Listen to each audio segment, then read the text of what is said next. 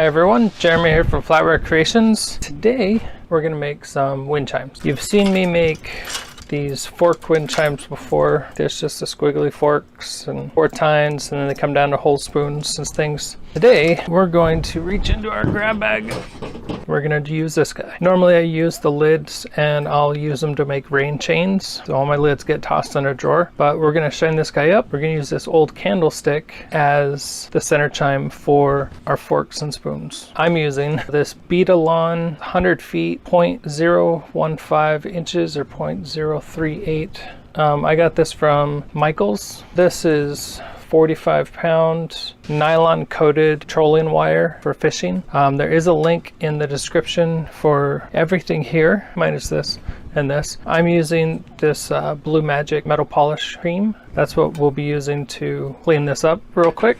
I have 2.5 millimeter crimps. I have a bunch of old, probably 1 millimeter crimps. I call them garbage crimps because I'll show you why. They're just disposable. And then we have a liter crimp, and we're going to use these 3 of them to make this hang the way we want it to. And I use a 1/16 inch cobalt bit. This is just a high speed. I couldn't find my cobalt. So I had this problem once before with another drill.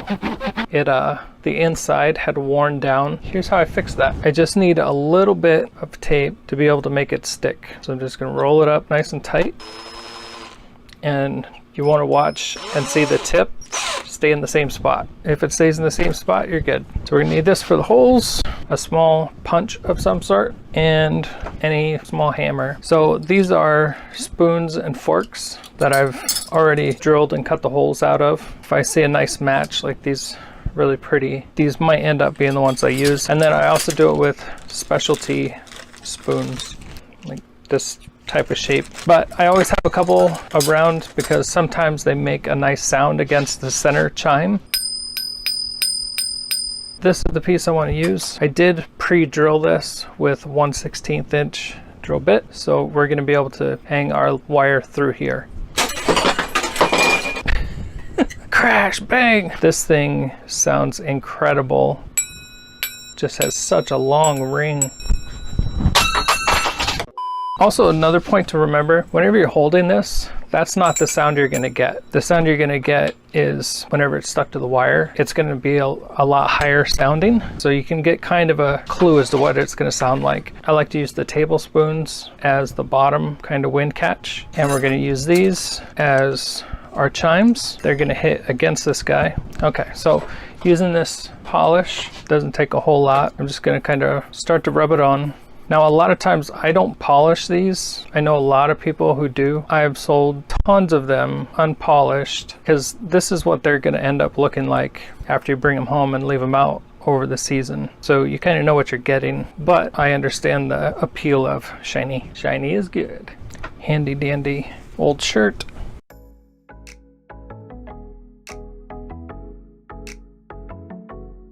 And you can already see just how fast that stuff works. And I'm barely pushing on it.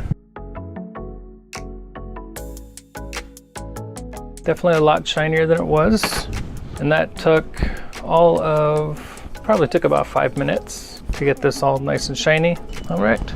Step 2, we need to figure out how we want this to hang. A lot of times I'll hang them like this, and then I'll have the chimes coming off the feet. I have done it where I've had it upside down with the chimes coming off the top. I do like that. Sometimes the fancier they are, they just look a lot better one direction. If we put our spoons here, see how close this is? It's gonna almost be touching it the whole time. It's gonna be really close. So if we do it this way, we have our piece here and our spoons are gonna be about this far apart, further away. So I think what we're gonna do is we're going to hang it this direction. What that means for me is I need to find anchor points. What I mean by anchored is taking my wire. So our line, this is our leader wire. I can poke a hole through there and hang it up this way. We can also hang it from here, from the handles. I don't normally like to go sideways with them. I don't know if it's an OCD thing or I think we're gonna go through here and we're gonna make it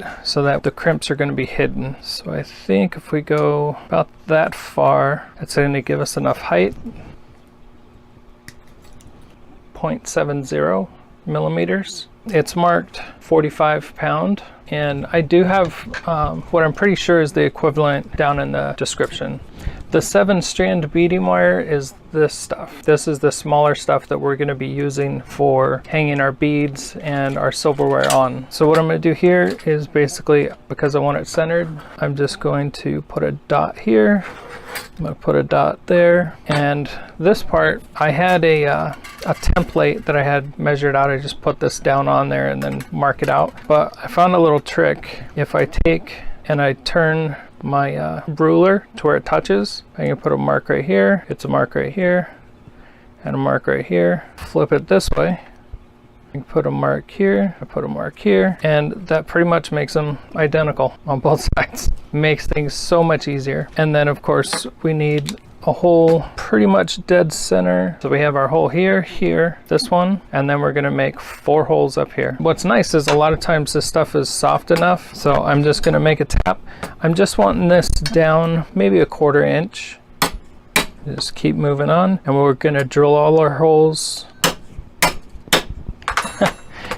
You know, it's been a long time since I made these because I forgot my little tricks. If you take a block, put it in your vise, and then you can set that right on there, and you have a better view, and you'll have something to have some leverage against. So I like to bring it to the corner because it's the lowest spot. I should go back and watch one of my videos. Every time I do my elephants with the blanket bales, I have to go back and watch the video to see how long the pieces to cut are. Okay, and we're gonna do these 3. A lot of times these parts of the sugar bowls and creamers, these are really soft pieces, so you don't really have to hit them very hard. All right, now we're gonna drill. My handle just broke. Let's try some damage control, and we're gonna heat this thing up a little bit. So what I'm gonna do is I'm gonna try heating this up just enough to get this to start to melt again so that I can press it against it. This stuff is super, super low temperature melt.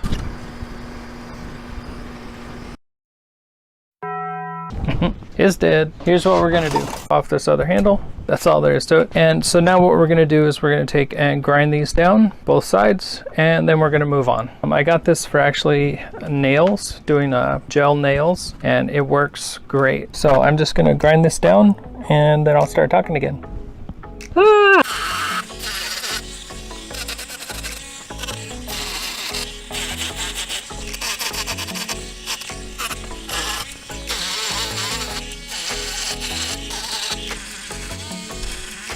So I'm just gonna buff this real quick, see if I can get it a little bit clearer.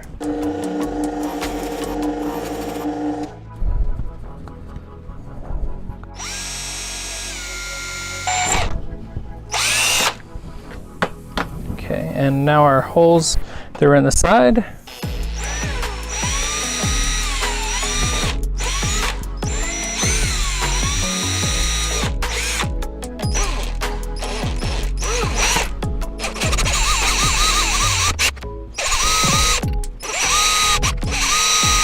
Okay, now I'm gonna take my little drum sander again, and I'm gonna go on the inside and take out the burrs.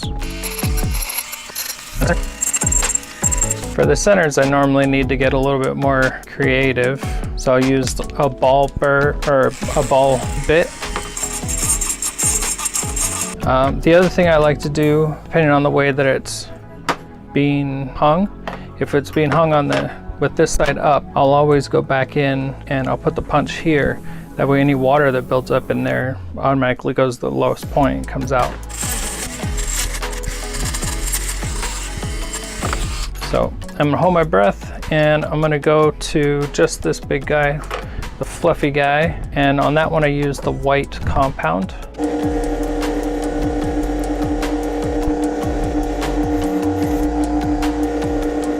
Looks pretty good. So the first part we want to do is we're going to take this wire and we're going to grab our big crimps. We're going to need 3. The reason I use 3, especially when doing this type, it gives me a way to adjust up here how this sits. So you can see it's kind of tilted. Now if I did this right in the middle, it would sit like this. So what we're going to do is we're going to make it to where it does sit flat, because this one needs to sit flat like this. And to be able to do that, we need to be able to move this crimp. All right, so we're going to put on this one crimp first. We're going to go down through it the same direction, and that gives us a loop at the top. So for this one, I want to keep my crimps on the inside. So I'm going to run this through. I started from the outside because whenever you're looking at this, once it's hung up, you're not going to see, hopefully, these crimps. So this is still one side. Just going to double it back through, and then I'm going to pull this tight, and then we're going to smash it.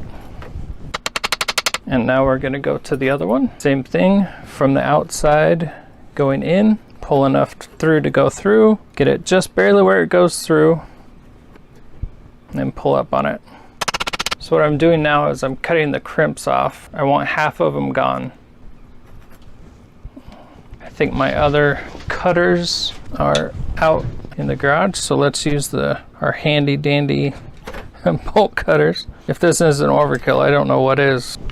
All right, now we get to pull this guy all the way through, and this is where we're actually going to crimp our cord. So I want this pulled in all the way, and I'm going to push it right up and make a hard angle right here. So this one, pushing it all the way in, pinch it down here, and bring it straight up. That's going to give us 2 sharp angles. So up here I have a wire, but I just do this to be able to see where my level is. And I'll normally use the little torpedo thingy-mabob. Double check it with my eyeballs. Looks pretty straight. I like to leave about 1 inch. Now we just have to make the wires and then start crimping things. We need a wire for the center. We need one for each of the holes. So that's 5. And then we need one from the center down to here. So what I mean by center is this guy. Our wires are going to come off of here. They're going to be holding the forks and spoons. This is what I'm calling the centerpiece. I have used all kinds of different things. I like to use serving pieces. They have a lot bigger sound generally. I've used stainless steel pieces like this one. This one's stainless, but it has a hole drilled in the top and in the bottom, so that our center, we still have our wire going from here to here, and then a wire going from here to here. So beads, so same thing here. But for this one, we're going to use this guy, and I'll show you a little trick I use to make sure this stays where it's supposed to be. I like to use 2 curved nose pliers, and I need a pair of pliers, needle nose with teeth. This really helps. I twist it around 3 times and then try and pull it, and then I'll use this guy to pull it really tight. And then we're going to snip off the end. That's 1. Same thing here. Normally I don't cut the wires off the thing first. It's 3. I'm pinching the very, very end, and I'm trying to rotate it to where the wire gets right up to the knot. So I'm pushing this up. Once I get it to where I can't move it anymore, I pull it tight, clip it off. 5, 6, 7, 8, 9, 10. 1, 2, 3. What this does is it allows me to waste less wire. So every time I cut the wire first, I had about 1 inch of wire that wasn't getting used. And we're about 10 inches here. And depending on your project, you can make these any size that you want. And my finger is at the pinch point. That was our 10 inches. So right there, pulled tight. Another little tip, I know I've shared it before, but I drill a hole in this plastic cover piece that's drilled this way. That way I can pull my wire out and it just keeps that piece on there the whole time. And then to wrap it up, I just put my finger here, boom. So because these are the main pieces, I always like to double up the ends. I just crimp it with the end of the round nose pliers, and I'm right before the knot. So these are 2.5 millimeter crimps. I think they're brass, but they're silver plated. The nice part is they will go over the top of the knot, so you can slip them right over the knot and not have to go through all of the work of sliding it all the way down the wire. And you just get it next to the knot or right up against it. Even if you have a little space, this is basically so that it doesn't pull through the hole. So here's our next part. I'm gonna grab all of these guys. I'm gonna find which one is the longest. Another good tip, always put the lid on whenever you're doing something else on your crimps.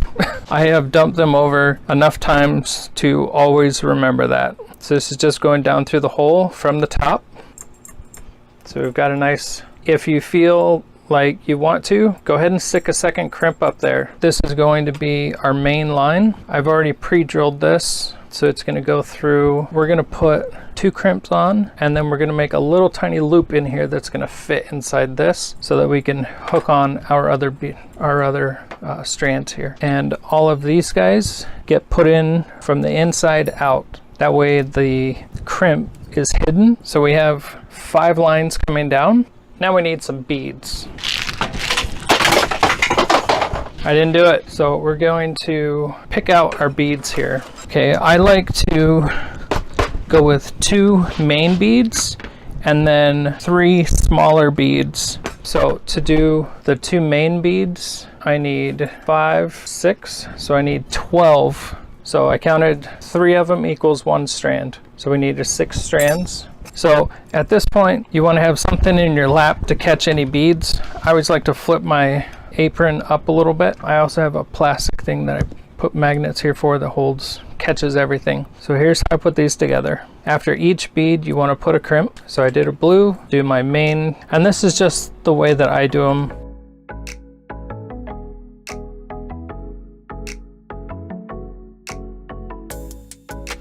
And this one, because it's the center, doesn't get 2 beads yet. We got to put it through here first. If you're worried about this kind of being too sharp for your wire, just grab a tiny little bead. So I'm just gonna put this little blue guy on there. Get this through here. All right, now we're gonna put on our 2 crimps. Whenever I attach the silverware pieces to the wire, I always do 2 crimps. And this is our wind catch because it's the center. I'm gonna put this through here. I'm gonna run my wire back through my 2 crimps, and then I'm gonna grab a garbage crimp. I'm gonna put that right on the edge, and then I'll crimp it. So as far as this goes, this is all, I didn't do that right. Nope, I didn't. I needed to make that crimp inside of here. So we're gonna leave that there like that for now. And the tediousness begins again. And here's where we start putting our silverware on. So we're gonna go two crimps, put my silverware through that one, go back up through my 2 crimps, and we'll grab a garbage crimp. All right, so that has this and all my beads so they don't fall off. So because I did a fork on this one, I'm gonna go right across and I'm gonna do the next one. That way I don't kind of mix them up and put like a spoon on that side. I mean, you can do whatever you want, but my OCD, I like to things symmetrical. So fork, back through the crimps, both crimps. All right, so that has those 2 done. So we have 2 more left to do.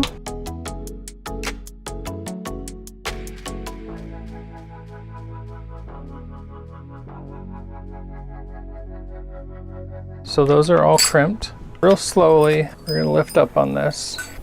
And I actually like the depth, how far down this is. So I think I'm gonna reach in here. I'm gonna make this crimp right about here. So I'm making a little line, or a little loop, just a nice little loop. And then I'm gonna clip off the excess here. And we're going to take our other strand here. So 2 crimps. We're gonna go down through the loop. We're gonna go down through the 2 crimps. Okay, so there's our setup here. We're gonna pull it right up. It doesn't need to be very big, and we're gonna crimp it. Okay, now this should all be hidden up inside the bell, and there we go. All right, so we have this last one to bead, and then we'll get to tuning. If you guys haven't subscribed yet, please do. Leave a like, thumbs up, that really helps. Something about the algorithm, blah, blah, something, I have no idea. All right, here's our last garbage crimp. So I'm gonna grab the crimp underneath the first bead and put it right where I want it to be. Pretty much you could do that with all the rest of the blue beads. Make sure that your string is pulled all the way. Sometimes you'll think you're crimping it, but part of the line was caught up and you have some hanging down, and then you go to everything comes out and one of your beads is like way down here. So just make sure that they're all pulled out all the way. I'm going to go to the middle crimp and I basically go in between all of them. That makes it so this one here goes in the middle and the last crimp goes right in the middle. Boom. Now here's where those garbage crimps come in handy. Because they didn't let our line come out of the crimp, we can now adjust this. I want this to be probably right about there. So I'm going to pinch it. The crimps slide down. It doesn't need to be real tight. Just a nice little loop. Then we clip off the tag end. Same thing. Middle bead goes right in the middle. Grab the next one, right in the middle. Next one. That has our center piece done. So I'm just grabbing, I'm going to let it go down a little bit more. And just keep moving it until you find the sound that you like. And for me, just once it makes a really nice sound, that's where I'm just going to lock it in. So now, if you want, you can be done right here. But I like to play with things. So you can take any pair of pliers, and I'm just going to bend these a little bit.